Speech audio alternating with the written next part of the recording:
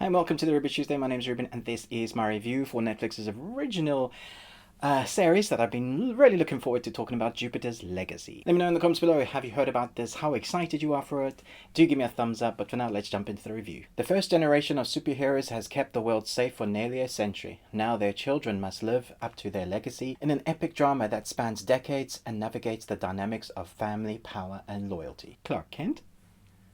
Not Clark Kent. Okay, so this is one of Netflix's acquisitions when they bought Millar World. This is one of the first live action series that we're getting from Mark Millar's Jupiter's Legacy, but also Jupiter's Circle. So it's volume 1 and 2 of Jupiter's Legacy, volume 1 and 2 of Jupiter's Circle, straight from Mark Millar's mouth. This is what he said. They've put kind of the stories, they've intermingled the stories to make it cohesive, and this is what their creative idea was. And we get 8 episodes ranging from an hour to about 35 minutes, so it's all over the place. Again, just the story they're going to tell in each individual episode, what they wanted to tell, get across in that episode is what they've gone for. They've had no constraints. Netflix do let them be as creative as they wanted to, and I have to say it's kind of an amalgamation between Invincibles and The Boys, but still manages to be its own thing, which is fantastic. So we're living in a world that is obsessed with the superhero genre. You know, you just have to look at Marvel for their upcoming projects and you know how obsessed we are. From DC to Marvel to kind of obscure out there superhero stories that we didn't think we were going to get told, you know, like Amazon's Invincible, which was fantastic, very dark, very gory. We have The Boys, obviously 2 seasons of that already, and we're getting a third which is coming soon. Invincible has been renewed for another 2 seasons. You know, we're inundated, so you can be going into this going, another superhero series, you know, can we just not have any more of these, please? I feel like I'm totally saturated, and that's kind of the feeling I went into this. I love Mark Millar's content. I've even read some of Jupiter's Circle. I thought that was fantastic. I haven't read all of Legacy, but I went into this thinking maybe we're just too saturated. What can they do that's different? And I have to say they have managed to find their own story, even though it is its own story, but they've managed to kind of do something that's unique in the aspects of what we've had so far. They make it live action, they make it really gritty, but they make it a drama. So first and foremost, this story is all about the family dynamic, the family that kind of becomes the superheroes first. And we get this whole story, which is basically Jupiter's Circle, the prequel, where we follow them in the 1920s, and it's like a few episodes of, you know, the Great Depression and how they come to get their superpowers. And that story for me was the most interesting. Then we obviously get the modern telling of the sons and the daughters who have inherited their parents' powers and the new superheroes that have come into this world and the legacy that holds on to, and we see that play a massive part. So we have these 2 stories. I, for one, would have really liked the Jupiter Circle story and the Jupiter's Legacy story separate, because I really felt like it was almost too much. It reminded me a little bit of The Witcher, you know, how it jumped from here to there in different timelines, and the way they get across that is by changing the aspect ratio. They do that in this as well. It's not nearly as confusing as The Witcher, but it did make me think, I kind of would have liked maybe 2 or 3 episodes in conjunction in that timeline telling that story, and then coming into the modern world and just continuing that. I understand why they're doing it. They're trying to keep it fresh, trying to make it relevant, going back, you know, using the flashback techniques.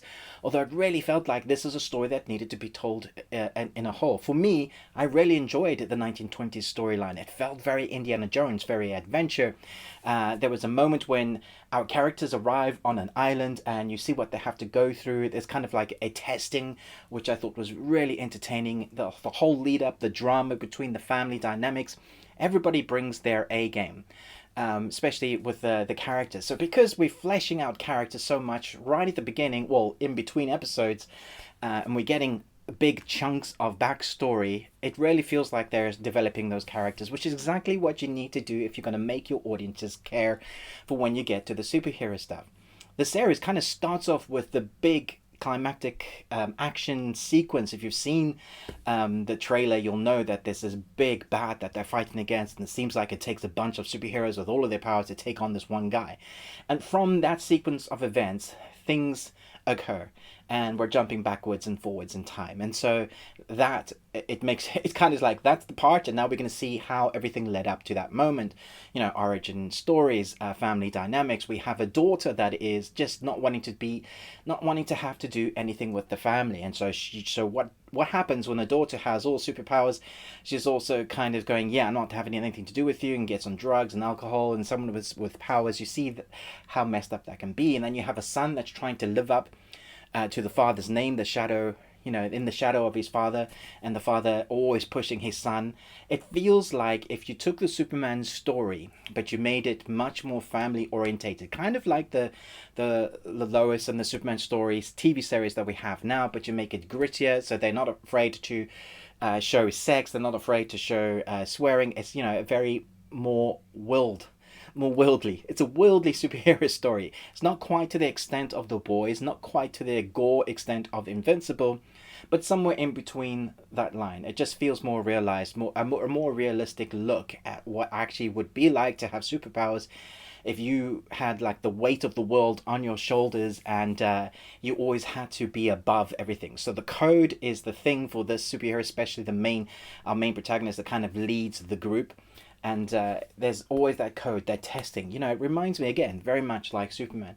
You have to be the better person no matter what it costs. And normally it costs something great like your family, or, something that you're not willing to push past. There comes a line. You have to draw the line. You have to be the barrier, because otherwise what separates you from the good and bad? And so we have that tested the whole time, which I thought was a very interesting story. We've had it done many, many times, but the way they tell it in here is great.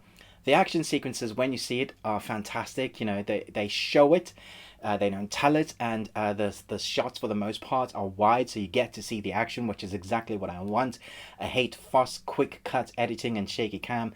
This feels like you get to feel the punch. There's some of that slow motion in the cheeks and blood splatter. That kind of thing works well in this. The way they show each of the characters have their what powers they have, a lot of fun.